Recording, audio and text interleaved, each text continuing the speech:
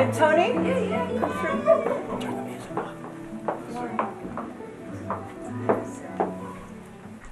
Ladies and gentlemen, before we start, I'd like you to appreciate how hard it is to catch these little creatures. Not to mention removing the 3 legs on either side with such delicacy that you can't even notice where they were. So I would like to thank Ron for that. Ron the Hunter. It's an art that's been lost in Scotland, but apparently it's been retained in the east coast of Canada. Well, the east coast of Toronto, yeah. So, what I'm about to say is Robert Burns' address to the haggis. At the time, if Burns had a Sharpie, it would have been a lot shorter because he would have just whipped it out and written what he had to say on it. But he didn't, unfortunately, so he wrote a number of verses. This is Mr. Burns right here, who died as a young man, and from all that we hear about him, he was quite a wild lad, right up until the day he died, with both the ladies, the governments, and the churches and of the time. He had quite a reputation, a bit of a hippie in those days. He was regarded as, but somehow he managed to write no less than 150 songs for and numerous sonnets. The only person more prolific in Britain as a writer was Shakespeare, and as much as Shakespeare is renowned all over the world, Mr. Burns also is. He was the first person to be taught in the schools, the first non-Russian person to be taught in schools in Russia, where they loved Burns, and I think it was because he's socialist bent.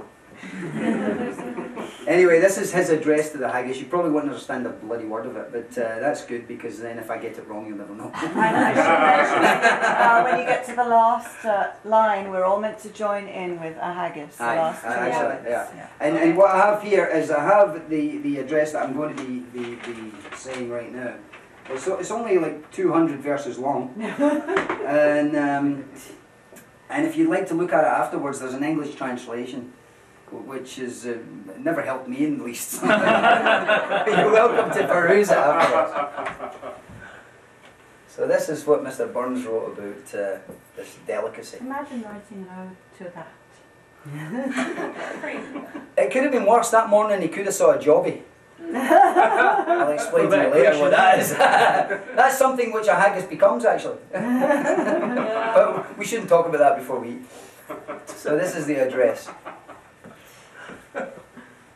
Fair foo, your honest sonsy face, great puddin' o' the chieftain race. I bid them all you take your place, penge type of firm. Will you worthy o' a grace as lang as my arm? You're groaning trencher there, you film your hurdies like a distant hill. Your pin would help to mend a mill in time of need. Then through your pores your dews distill, like amber bead. I'll just taste this before I go on. His knife, see rustic labour dicht, and cut you up wi' ready slicht, gushing your trenchels echt, like honey ditch. And then, oh, what a glorious sight, it's warm, reeking rich. Then horn for horn, they stretch and strive, they'll take the hindmost, on they dive, till all their well-swelled keats be live, are bent like drums. Then old Goodman mayst like to arrive, be thankit hums. Is there that o'er his French ragout, or fricassee that would stow a sou, or olio would make her spew with perfect scunner? Looks doon with sneering scornful view on sic a dinner. Poor devil, see him o'er his trash, as feckless as a withered rash, his spindle shank, a good whiplash, his knave a knit. But mark the rustic haggis fed.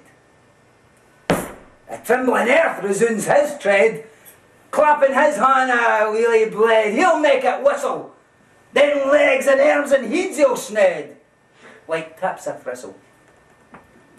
Ye powers who make mankind your care, and dish 'em out their bill of fare, Old Scotland wants nae skinking wear that japes and luggies. But if you wish a grateful prayer, gear. Yes! Hey!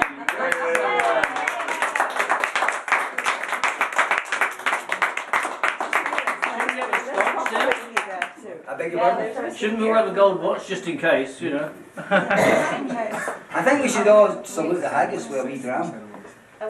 The whiskey that's there is actually for pouring on the haggis, although if you choose to drink it, you can. And then we have more.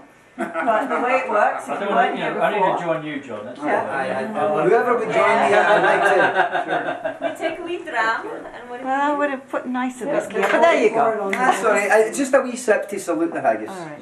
Salute the haggis. Shiver the haggis. Cheers to the haggis. Cheers to the haggis. For the haggis. And I'd like to say something that I've been saying for years. Here's to the poor folk. Make them like us, not us like them. Cheers. Cheers. I'll drink to that. Yeah. Moonlight Sonata. Yeah. I don't know that by heart. If you give me the score, I'll play it. Oh, I don't know if we have it. Play the other one, Kat, with the home in here. It's pathetic.